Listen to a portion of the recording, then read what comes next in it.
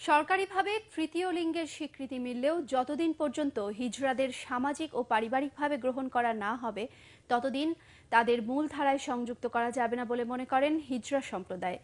উচ্চশিক্ষিত হয়েও শুধুমাত্র পারিবারিক ও সামাজিক বঞ্চনার কারণে অনেকেই ছিটকে পড়েছেন পরিবার থেকে, থাকছেন হিজড়াদের ডেরায়। দেখুন শেখর দীপুর ধারাবাহিক প্রতিবেদনের প্রথম পর্ব। জীবনের শুরুটা এমন ছিল না পার্বতীর। বাবা মা, ভাই বোন, আত্মীয় পরিজন আর সামাজিকতার মধ্যেই দিন কাটছিল তার। আর 10টা ছেলের মতোই ডানপিটে, পড়াশোনাতেও সেই ডানপিটে ভাব। মাধ্যমিক, উচ্চ মাধ্যমিকে ভালো ফলাফল। আমি ভালো স্টুডেন্ট ছিলাম। আমি A5-এ বৃত্তি পেয়েছি। আমি ম্যাট্রিকে আমার স্কুলে সবচেয়ে ভালো রেজাল্ট করছি। আমি বুয়েট কলেজে পড়ালেখা করছি। সাউথ ইস্ট ইউনিভার্সিটি থেকে বিএসসি টেলিকমিউনিকেশনের উপর বিএসসিতে স্টাডি করছি। আর আমি যখন পড়ালেখা করতাম তখন নিজের আইডেন্টিটি প্রকাশ করি নাই। তখন আমি সমাজে আর 10টা ছেলের মতো থাকতাম। সবসময় একটা হীনমন্যতায় ভুগতাম। যে আমি সবসময় ভাবতাম যে আমার ব্যবহারে মানুষ কি মনে করে।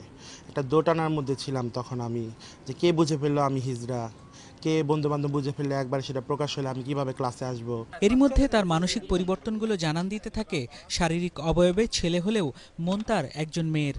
পরিবার তাকে শুরুতে সহায়তা করলেও শেষ পর্যন্ত আর মেনে নেয়নি। 6 বছর আগে সব ছেড়ে চলে আসেন রাজধানীর শ্যামপুরে হিজড়াদের সাথে। বাবা মা বললো যে না, এইভাবে থাকলে তো আমাদের সাথে থাকা সম্ভব না। তখন আমি নিজেকে পরিবর্তন করলাম। আর তখন ভাবলাম যে না, আর তো সম্ভব না। একটা মানুষ কতদিন পারে নিজের মনকে চেঞ্জ করে। অভিনয় সেটা 1 ঘন্টা নাটক, 2 ঘন্টা নাটক ভালো লাগে, কিন্তু সারাদিন 24টা ঘন্টা অভিনয় সেটা সম্ভব না। আমি বুঝতে শিখলাম যে না, এটা একটা পরিচিতি, এটা আমার দোষ না, এটা আল্লাহ আমাকে এভাবে সৃষ্টি করছে। এখানে আমার বাবা মারও কোনো হাত নেই, এখানে কারো কোনো হাত নেই। পার্বতীর গল্পটি এখানেই শেষ হতে পারত, কিন্তু 8-10 জন হিজড়ার মতো গতানুগতিক ধারায় জীবনকে চলতে দেওয়ার চেয়ে চ্যালেঞ্জকেই বেছে নিতে চান তিনি। পার্বতী বলেন, জীবনের গল্প লেখা সবে শুরু। এখন একটা এনজিওতে সুপারভাইজার হিসেবে আছি, কাজ করছি। ইচ্ছা আছে না ভবিষ্যতে আরও কাজ করবো, আরও বড় হব।